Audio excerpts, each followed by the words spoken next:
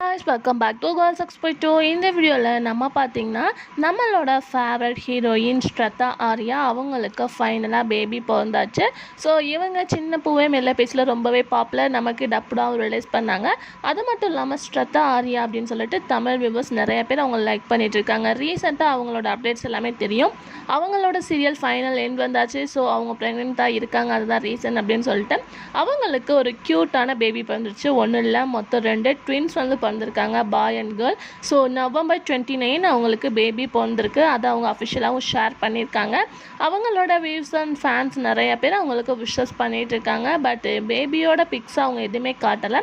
இந்த மாதிரி பாய் and girl பிறந்திருக்கு அப்படின்ற மாதிரி அவங்க மென்ஷன் பண்ணியிருக்காங்க. ஸோ ரியலாக இது அவங்களோட ஃபேன்ஸ்க்கு ஒரு ஹாப்பியான நியூஸ். கம்மிங் சூன் அவங்களோட பேபியோட ஃபேஸை வந்து காட்டுவாங்க. ஸோ எல்லாருமே வெயிட் பண்ணலாம்.